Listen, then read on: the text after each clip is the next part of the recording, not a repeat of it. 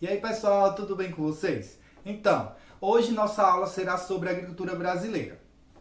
E aí, para iniciar nossa conversa, é importante saber que o Brasil é um dos grandes espaços de produção agropecuária mundial.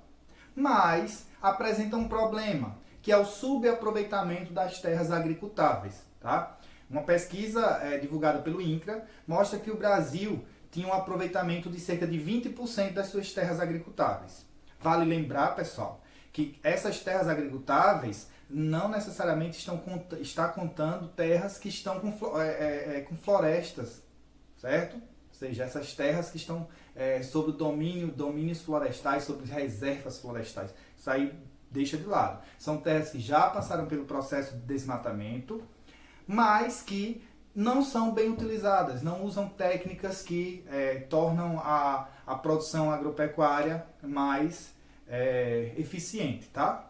Isso é muito importante saber.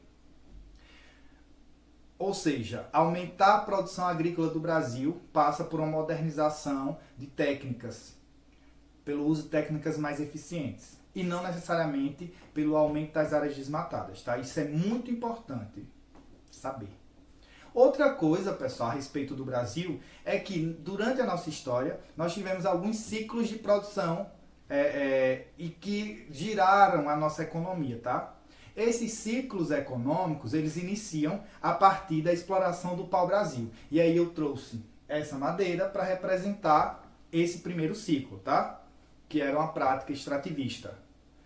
O segundo grande ciclo foi a produção de cana-de-açúcar, tá? Produção de cana-de-açúcar, que foi justamente a atividade mais importante durante o período colonial. Posteriormente, nós temos o terceiro grande ciclo. Aí eu coloquei essa correntinha para representar a mineração, tá?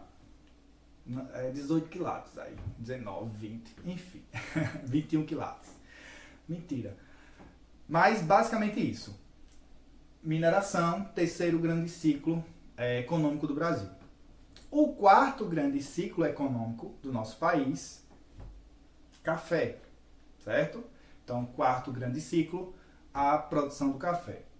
E depois do café a gente sabe que teve o processo de industrialização e aí a indústria passou a ser a principal, uma das principais fontes de riqueza do nosso país.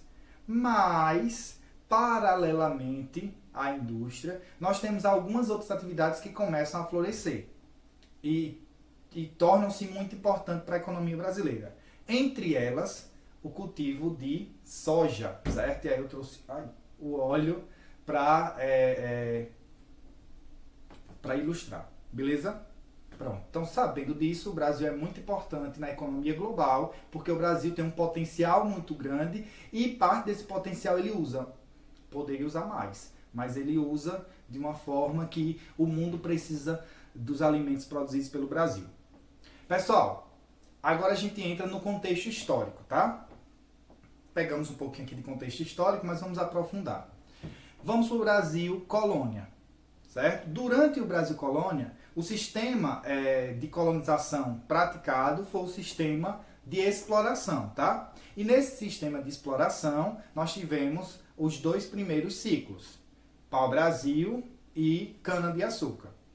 Pessoal, a estrutura fundiária do nosso país era controlada pela coroa lusitana, já que o Brasil era uma colônia de Portugal, certo? E o Portugal decide dividir as terras, primeiro divide o Brasil em capitanias hereditárias, e para tornar as terras dessas capitanias produtivas, eles criam um sistema de seis-marias, que era um sistema de doação de terras, ou seja, o governo português escolhia pessoas que passariam a administrar essas terras e, consequentemente, torná-las produtivas. A grande ideia era tornar essas terras produtivas, tá? Pessoal, quem era escolhido? Quem a coroa escolhia? Primeiro, pessoas que tinham poder financeiro e status social. Então, essa era a ideia. Tem poder financeiro e status social e tem a capacidade de tornar essas terras produtivas. Pronto, você é uma pessoa que pode se tornar proprietário de uma delas. Beleza? Esse modelo, ele dura até 1822. Então ele começa em 1530, quando o Brasil começa a ser colonizado de fato, vai até 1822, quando acontece a independência do Brasil. E aí a gente sai do Brasil colônia e passa a adentrar no que nós chamamos de Brasil Império, certo? Pessoal, o primeiro período ali do Brasil Império não existia, as Seis Marias foram extintas e não existia um estatuto, não existia uma legislação, na verdade, ligada à terra, certo? Para definir a questão de posse da terra, coisas do tipo. Então, a partir de 1850, que é quando é aprovada a Lei de Terras, o Brasil passa a ter uma nova legislação. Só que essa nova legislação ela diz o seguinte: passa a possuir a terra quem já está controlando-a, e todo aquele que queira, né, adquirir uma terra só tem uma forma, por meio da compra. Aí, isso aí foi um problema. Primeiro, quem já possuía a terra permanece com ela. Quem possuía eram poucos, né? E comprar a terra, a maior parte da nossa população eram escravos ou ex-escravos, que não tinham condições financeiras para comprar essas terras. Então isso tornou bem mais complicado, né, para a aquisição de terras. Pessoal, quem foi beneficiado no final das contas? A elite cafeeira, né, principalmente na região sudeste do país, que era a região mais importante nesse período. Então, pessoal, é aprovada a Lei Eusébio de Queiroz. Essa lei proibia o tráfico negreiro. Então, isso provoca uma diminuição, ano após ano, da quantidade de mão de obra no país. E aí, isso acaba reduzindo a quantidade de produção, tanto para abastecer o comércio interno, quanto para abastecer o comércio externo. E qual a solução encontrada? Incentivar a vinda de imigrantes para o Brasil. O Estado passa a incentivar a vinda de imigrantes, mas todos os custos adquiridos durante essa viagem são assumidos pelo próprio imigrante, certo? Isso aí gerou um problema na região de São Paulo, porque muitos imigrantes vieram com uma ideia e quando chegaram aqui perceberam que a proposta, o que havia sido oferecido para eles não era tão bom e tão bonito, né? Então, é isso. Aí esse é o período de Brasil Império, que vai até a proclamação da República em 1889. Logo depois da proclamação da República, vamos aí dar um pulo para 1929, o que é que acontece? Uma grande crise num ciclo muito importante para a economia brasileira, que era o ciclo do café.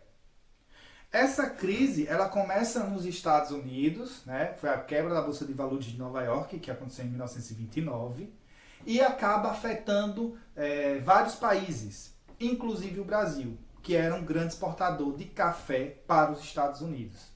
Então, o que aconteceu? Uma subvalorização do preço do café, e que acabou gerando algumas problemáticas no nosso país, queima do café para tentar aumentar o preço do produto. Mas aí, nesse meio tempo, Getúlio Vargas assume o poder, começa um processo de industrialização no nosso país, começa-se a incentivar a substituição das importações, a população que era do campo começa a migrar para cidades numa quantidade cada vez maior, né? Ou seja, o êxodo rural passa a se tornar-se mais intenso. Pessoal, a população brasileira, que permanece, mas que era predominantemente rural, certo? Ela agora começa a se tornar operária urbana. Tudo nesse início aí de república, tá? Em 1964, o que é que acontece? Os militares assumem o poder no Brasil. Nesse período, pessoal, é apresentado e aprovado o Estatuto da Terra. E esse estatuto visava 2 pontos. Primeiro deles, regulamentar os movimentos sociais que lutavam pela democratização das terras, certo? Ou seja, eles lutavam para que as terras fossem distribuídas de forma democrática. Além disso, também estimular a produção econômica. Então, o Estatuto da Terra tinha esses dois objetivos principais. Meio que controlar um pouco, né, regulamentar esses movimentos sociais e aumentar o crescimento econômico do Brasil ligado à produção agropecuária. Esse mesmo estatuto é feita a divisão das terras de acordo com módulos, certo? O primeiro tipo de módulo foi caracterizado como minifúndios, certo? Que eram áreas menores que um módulo. E aí, lembrando, o módulo é definido de acordo com a região, tá? O segundo tipo eram as empresas rurais, que eram propriedades de 1 a 600 módulos e devidamente explorados. Nós tínhamos também os latifúndios por dimensão. Aí, nesse caso, seriam propriedades com mais de 600 módulos. Temos também os latifúndios por exploração. Nesse caso, as terras elas estavam inexploradas, tá? Ou seja, eram terras que não estavam aproveitando o seu potencial. Normalmente eram utilizadas para especulação, certo? Especulação fundiária. A partir de 1972, o INCRA ele passa a fazer um cadastramento dessas propriedades rurais, né, para que o Estado tenha um maior controle de quem possui e como utiliza essas propriedades. Então, pessoal, em 1993, no governo de Itamar Franco, é estabelecida uma regulamentação para desapropriação de terras com o objetivo de formar assentamentos. E aí, nessa regulamentação, coloca o seguinte, que as terras elas devem ser aproveitadas acima de 80%. Então, aproveitamentos abaixo de 80% poderia colocar em risco essa propriedade no sentido de que essa poderia ser alvo de distribuição para realização de assentamentos, certo? Ou seja, para uma reforma agrária. Essa foi a lei agrária que foi estabelecida no governo de Itamar Franco, certo? E aí é feita uma nova classificação das propriedades. Então, pessoal, nessa lei agrária do governo de Itamar, as terras elas passam a ser divididas também em módulos fiscais. Aliás, também em módulos, né? Eram rurais, agora módulos fiscais. Então, elas foram divididas em minifúndios, que seriam propriedades até um módulo, pequenas propriedades, que são terras com 1 a 4 módulos. Nós temos as médias propriedades, que é de 4 a 15 módulos, e as grandes propriedades, né, que vão de 15 a mais módulos. Então essa é a divisão feita na Lei de Terras durante o governo de Itamar Franco. Sobre a questão de reforma agrária, né, que foi citada anteriormente, muitos conflitos ligados à terra, ligados à democratização da terra, foram e são registrados em território brasileiro. Dois importantes conflitos que ganharam a história, né, a Guerra do Contestado e a Guerra de Canutos, tiveram como protagonistas, né, trabalhadores rurais, camponeses, que lutavam por essa democratização das terras. Mas não foram únicas, certo? Várias ligas camponesas surgiram, movimentos sociais surgiram, e essas ligas elas começaram a ganhar força ao longo do tempo, tá?